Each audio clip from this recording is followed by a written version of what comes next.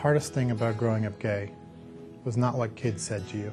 Kids say mean things all the time, whether you're gay, you're overweight, you dress funny, but the things I said to myself. I just wanted to really say that I'm very fortunate that I have two sons, one of whom is gay. Colby is 22 years old now. And I think from the time that he was really young, his father and I observed behaviors and interests that were different from his older brother. I think that the thing that I remember most when I came out is that a lot of people told me that when I came out as gay that I'd be limiting myself.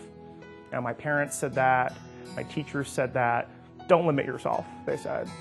When I first came out, it was nerve-wracking. It was, there was anxiety and there was uncertainty. But I had two loving parents that accepted who I was, and that was great. But my next step was to find a corporation that would be as accepting of my sexuality and really understanding who I was as a person.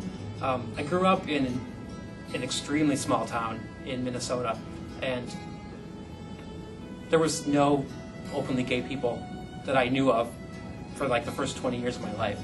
An interesting story is when I first realized that I was starting to be okay with being different, and I started to think about telling people. I had all these horrible conversations I ran through in my head with my best friends and my parents and my brothers.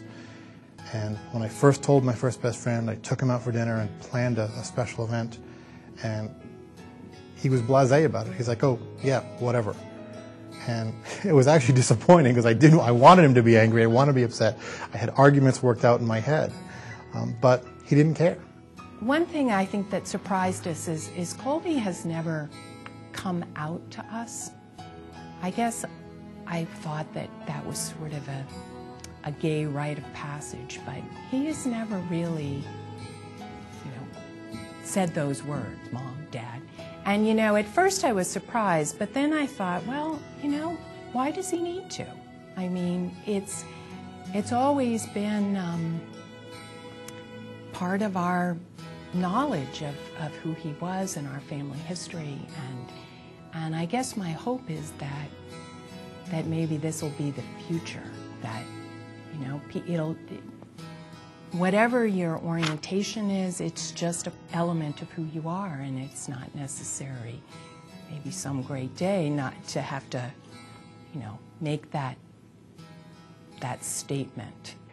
Thinking about it now, in some ways, it's hard not to be angry that I got such bad advice from people who meant a lot to me, people who still mean a lot to me. And something that I've needed to think about, to be mindful of, is to remember that, these were people who they hadn't necessarily ever met another gay person before. Or maybe they had, and it had been somebody who had a really, really hard time. And these are people who wanted the best for me, and so they gave me advice that they thought would help that unfortunately wasn't very helpful. And I had first started my endeavors in my career working for a large airline, and the unfortunate part about that was that there are stereotypes whenever you're in a certain position, such as I was as a flight attendant. And with this major airline, the adversity that I faced every day was the jeers and the finger pointing and the comments and the negativity. And that wasn't from the crew members at the airline, it was from passengers. And it really made me feel inside that I was a bad person, that I didn't belong, that what I was trying to experience in my life was bad, it was a disease, or it was viral. And I really couldn't understand how people could feel that way towards someone that they didn't know. I was lucky when I was in my early 20s. I toured as a performer throughout the country, and I met the first openly gay people in my entire life, and they made me realize that it was okay, and that you could have a happy life, and you could have a partner, and you could be open about who you are. It I toured around the country for a year, and I came back and opened up to and everybody. It was like the floodgates just opened. And I was surprised at how actually understanding and accepting people were. If you had told me when I was 15 years old in rural Minnesota that I could have had a same-sex partner or be married, that I could be openly gay and be happy, I would have never believed you, ever. Things that make you different, make you better, make you stronger. Having wrestled with who you are as a person and having the mettle of personality to survive that really allows you to know that you can accomplish a lot and that you can face serious adversity and you can go on and you'll survive no matter what happens, whether it being your parents passing away or suddenly other things has happened to me. I know that I have a certain strength of character that was tested, that I tested myself growing up, and it really allowed me to succeed, and it's the core of my being, and I rely on it to get me through difficult times. When I thought about what I'd want younger people today to know, that maybe they could, hold that in their hearts, that, that eventually, soon, I think knowledge and love is going to conquer misunderstanding and fear, and that I do think that Colby and his brother are part of a new generation that is just, that doesn't, well, they've grown up understanding that being gay is just part of who you are. I think that the thing that happened to me that really turned that around was getting to meet other gay people and realizing how many different things they were doing and how different they were from each other, and all the various opinions they had about politics or how to live their lives.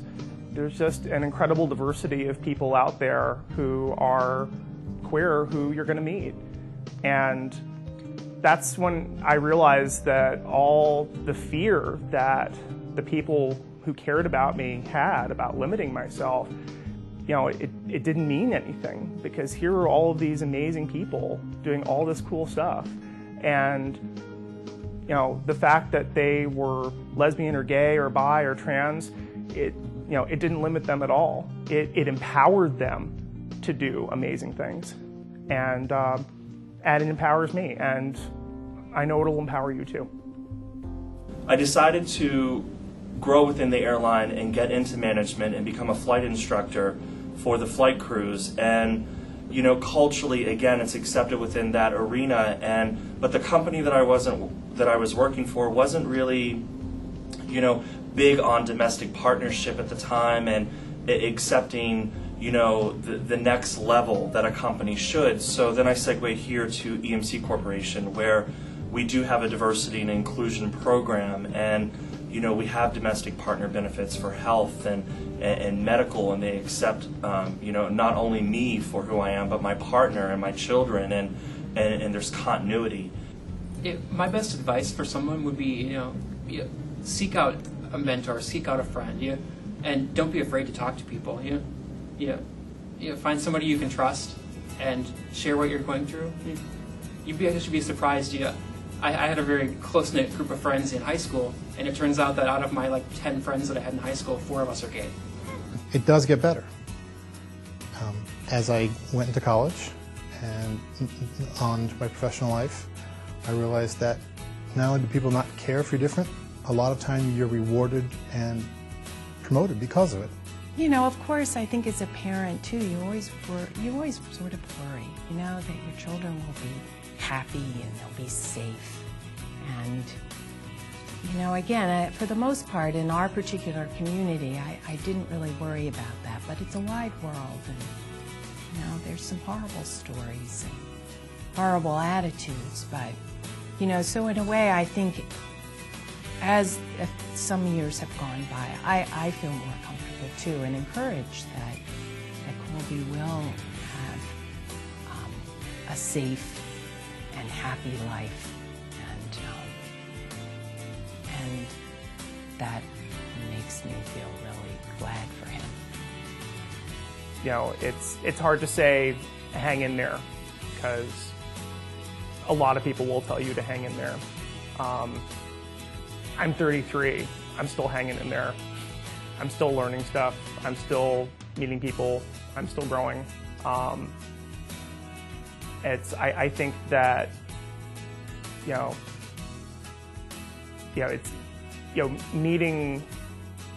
meeting other queer people and really getting to know them as people is when it really started to get awesome. When I came to EMC, one of the top things I looked for was that inclusion and that diversity, and making sure that I would be accepted as an individual, not just a number, not just another person on payroll. It was making sure that they had the total package, and making sure that, I felt welcome and wanted, and that I was actually going to make a difference. It does get better. It really does. If you're thinking about doing something drastic, that you have no hope, just hang in there, because fantastic things are coming for you. I promise. They really are. It does get better every day.